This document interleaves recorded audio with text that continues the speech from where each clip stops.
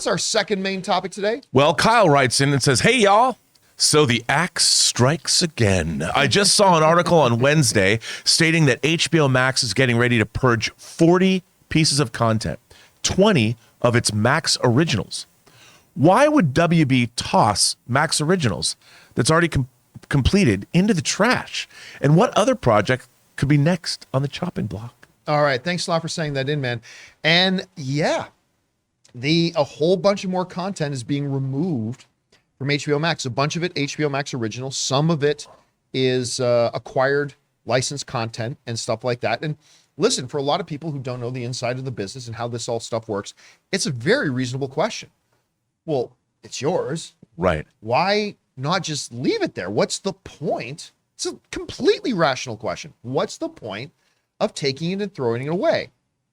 Well, it looks like there actually is a reason they're doing this. This comes to us from the folks over at Variety. Right now, what's with that Grover picture? Man, that's me walking into work every day. Except it's a coffee in your hand instead of a mic. This comes from Variety writes this. As we work towards bringing our content catalogs together under one platform, we will be making changes to the content offering available on both HBO Max and Discovery Plus. HBO Max's statement reads, that will include the removal of some content from both platforms. Taking off the titles. Now, this is the key part that Variety puts in here. Taking off the titles from streaming would also help Warner Brothers Discovery cut costs by removing lesser watched programs to save money on residuals. An exact date or time when the titles will be taken off has not yet been announced. All right. So the basic underlying premise here is this. There is stuff they have on their service that nobody watches, but they still have to pay money in residual fees just for it being there.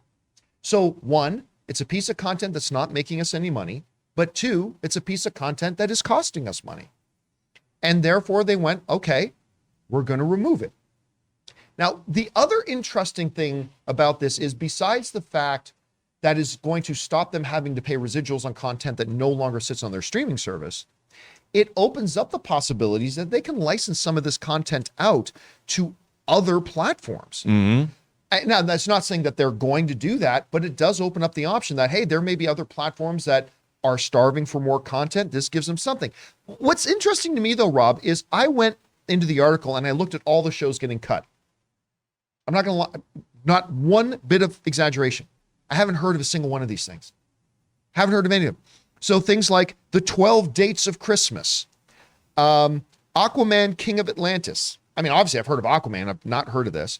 Close Enough, Ellen's Next Great Designer, Esme and Roy, The Fungies, Generation Hustle, Infinity Train, not to be confused with Infinity War. I don't know if that's what's the name of the studio again? Asylum. I don't know if that's an Asylum thing or not. Or a porn movie. No, it's an animated series, and I actually do want to watch it. You know I want to check it out. You better hurry. Tig and Steek, The Yabba Dabba Dinosaurs, which I'm assuming has something to do with the Flintstones, but I've never heard of it. Dodo, Elliot from Earth, Mighty Magi Swords, OKKO, Let's Be Heroes. And I'm not dissing on any of these. I'm saying I've never heard of these. So Warner Brothers is basically saying, look, these are, what was the quote in there again? Where is it? Helps serve cut costs for moving. Okay, these are lesser watched programs. That's a nice way of saying nobody watches this. It's not generating them any income. It's costing us money to pay residuals just for it existing on the platform. We got to get rid of stuff. And I think HBO, what Warner Brothers wants to do with HBO is make it so, listen, we're not going to become Netflix, where 90% of the stuff that's living on Netflix is stuff most people are never going to click on and watch. We want to have a more premium feel. So while at first I read that too and think, well, that's kind of a weird thing to do, but it actually, from a business point of view, it really does make sense. I don't know, Rob, you heard about this. What's your perspective on it? Okay. I think what HBO Max is doing, or what Warner Brothers and Discovery are doing, is fine. It's a monetary decision. Like you said, I think they want to keep it a premium service, not fill it up with stuff that they want people to watch everything. That makes complete sense to me. What I think this bodes, I think it's ominous for the future of cinema, because most of the movies that are made, I always say pop culture has a half-life of 20 years. And go beyond 20 years. How many people are watching movies? I mean, you watch the big movies. E.T. gets re-released in a theater 40 years later. Poltergeist is getting a 4K release. Famous movies are. But that's one out of every 30 or 40. That's what I'm saying. Yeah. And so our rich cinema history, because of streaming, you can see how many people are watching these movies. Well, as the years go by, people know these films less and less and less, so they're not going to watch them. And unless there's a concerted effort to protect our cinematic legacy and make sure that there's a place where people go. That's why physical media, that's why I buy physical media, so stuff doesn't go away. Like Edge of Tomorrow, the only way we could see it on Movie Club is if you paid for it, because it's not on a streaming service. I mean, I have 3 different versions on disc, but I would hope that streaming does not become the litmus test for how all of our rich cinematic legacy is judged. Because HBO Max is like, no one's watching Lawrence of Arabia anymore. So we're going to take it off. And then suddenly it's not available anywhere because that's a movie from the early 60s. And I would hope that movies are preserved. I mean, in the streaming era, it shouldn't be the end-all be-all of our cinematic legacy. Now, John, there's been a lot of garbage that's been made for the last 100 years, and maybe some of it doesn't deserve to be seen again, but at least it should be preserved somewhere. See, I agree with what you're saying. The 2 things I would want to keep in mind about it, though, are this. Number one, we forget that while the movie industry has been around for well over a century, this streaming world, everybody's still figuring it out. Yes. And so things like contracts, distribution contracts are going to have to evolve where it's like, okay, if you're a streamer and you have our movie on, you don't have to keep paying us for it in existence residuals just for it being there after 15 or 20 years. There's got to be a way that a streamer can have something on their platform that's not costing them money if people don't watch it. The second thing I would say is, like Edge of Tomorrow, where it becomes financially viable. Let's say Lawrence of Arabia gets, I don't even know if it's on a streaming service right now, but as long as it's on my shelf in 4K at home, there it is. But I mean, as long as there's a way that I can still get online and rent it if I wanted to watch it, sure, as long as it's still there. So I think this points to the need that, number one, it's a reminder to us that this is still an evolving landscape, and we're probably still I think they're still 5 to 10 years away from everybody really figuring it out. And then number two, as long as the availability is still there, even if it's not on one of our free streaming services. Yeah, I mean, look, Netflix paid for 1 year. They licensed Friends for $100 million. $100 million. I mean, and that's an old show. So it shows that it shows, or it illustrates that certain things are valuable even as the years go by. And I think the argument could be made, well, Rob, if no one's watching these movies, do they still have value?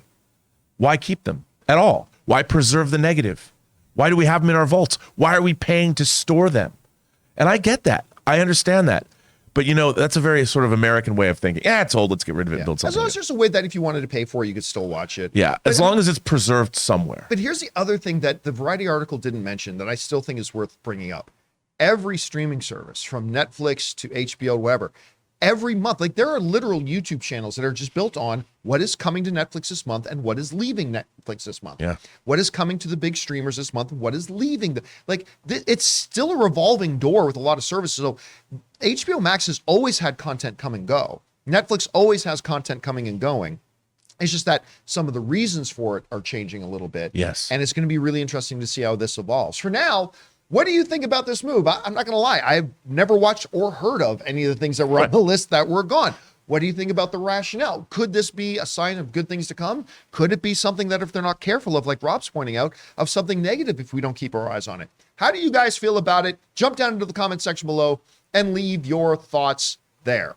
Hey guys, we want to take a second and thank the sponsor of this episode, Babbel. Now, as an Italian, did you guys know my real name is Giovanni? Anyway, as an Italian that doesn't actually speak a lot of Italian, I've always wanted to learn better Italian so I could converse with my Italian relatives. And that's where Babbel is a godsend. And for you guys, for all your summer travels, or whether you're going abroad or staying domestic and want to immerse yourself in the culture, now is the perfect time to start Babbel. Babbel is the language learning app that sold more than 10 million subscriptions. Thanks to Babbel's addictively fun and easy bite-sized language lessons, there's still time to learn a new language before you reach your destination. With Babbel, you only need 10 minutes to complete a lesson, so you can start having real-life conversations in a new language in as little as 3 weeks. Now, other language learning apps use AI for their lesson plans, but Babbel lessons were created by over 150 language experts. With Babbel, you can choose from 14 different languages, including Spanish, French, Italian, and German, and others. Right now, you can save up to 60% off your subscription